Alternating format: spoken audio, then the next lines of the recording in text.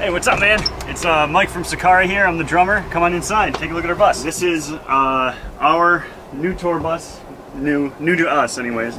This was, at one point, an airport shuttle bus. It was actually found on the side of the road in the guy's front yard, and we purchased it, and we did everything you see here. The only things that are utilized from the bus as it was when we bought it are these seats, which kind of saves us money. They were easily configurable inside here to kind of how we wanted to do it. Luckily, a couple of us in the band are pretty handy. We all have jobs that kind of help us do this. I work at an RV dealership. It kind of, you know, lends itself to that. And this thing was completely empty, basically. There was one bench along that wall, one bench along that wall, and one bench along the rear wall, and a little luggage rack here for the airport, and that's it. We reconfigured the seats, added a couple tables for laptops, phones, eating, everything like that.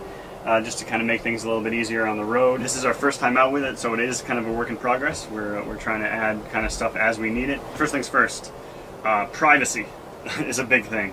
Each one of these windows has their own blinds and balances that can go right down when you're sleeping at night in truck stops and stuff like that. You want your privacy. So that's an essential thing. A lot of guys go with either a dark tint or something like that. We prefer to be able to see the sights when we're traveling.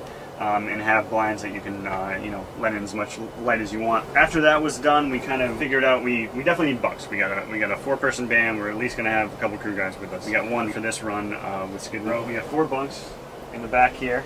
We constructed these walls here, where each one has its own mattress. Each bunk actually has its own light, USB ports, and 12-volt sockets for charging cell phones when we're parked. And all the lighting in this thing is LED, so it really saves on battery power when you are parked. We don't have a generator on board. We have a couple batteries. That kind of sustains us for now. We're hoping to get a generator down the road, but for when we're parked, we have a couple batteries on board. We can actually use standard household sockets because we have an inverter that we wired in as well. So we can actually use our TVs, our Nintendo Wii up here, charge batteries. We have a printer for printing day sheets, things like that, essentials on the road, computers. We can do all that, which is nice. This area back here is kind of our kitchenette. A lot of it's to do with storage. Going back to us not having a generator, we don't have a refrigerator. What we have is a cooler down there that's actually powered by like a cigarette lighter, like a 12-volt. And that keeps, you know, perishable food cold enough on the road to have us bring stuff we can grill. Because we have a grill in the trailer. We bring that with us for food. Coffee, of course, in the morning is an essential. Basically, what we ended up doing to make it easy is each guy has their own kind of bin, and with just snack foods, stuff like that, Ritz crackers, Pop-Tarts, basic stuff. Everything kind of stays locked in.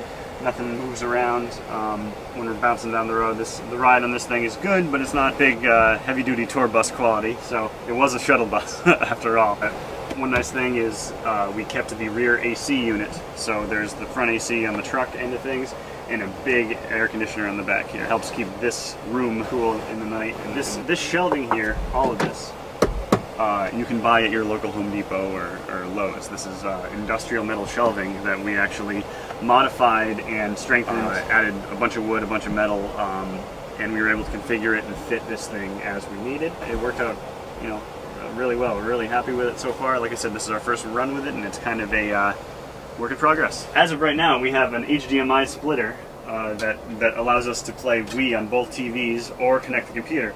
So I got my computer fired up here, and this is all running off of the inverter, so we aren't plugged in right now. So this is all off of battery power, and these are LED TVs, and they're really energy efficient, and they run like 100 watts a piece, which is nothing.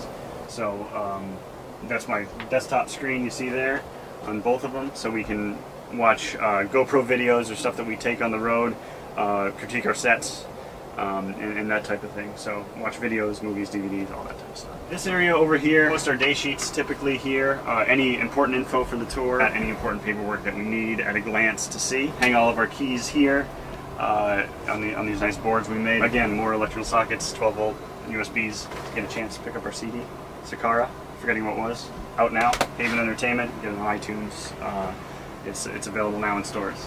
Myself, bass player Joe, and our crew guy Mike with the brunt of the driving. It's a Ford chassis. It's a Ford E450. Drives pretty well.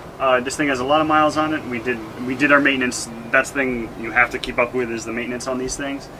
Stay ahead of it. It's not worth bringing down on the road. it's worth more money up front than spending it missing a gig on the road. Another addition that we like, we have about 4 of these, is the GoPro cameras. We use them for everything. We use them for taping ourselves on stage, critiquing our sets. We use them when we're driving, is we like to do time-lapse videos a lot of times where the GoPro can be configured to take a photo every 60 seconds or something like that. So whenever we're driving, we have it on, and it's taking photos every second, and we usually like to compile that into a video. With a long run like this, when we're on tour for about a month, it's a lot of photos, and it becomes a really smooth-looking video when you're done. When you shrink all those individual images down to a single video, you know, each one being a frame, it works out really, really well. On the front of this thing also, privacy. Again, going back to the privacy thing, we have curtains that go right across here, just you know, prevent anyone from looking in the windshield. Also got one here as well. That's one thing we're still trying to work out, is the nice bus doors here for security purposes. Maybe getting rid of the glass, or getting, you know, half of the glass gone or something like that. But again, work in progress. Every bus is going to be a work in progress. Well, guys, thanks for checking out our tour bus.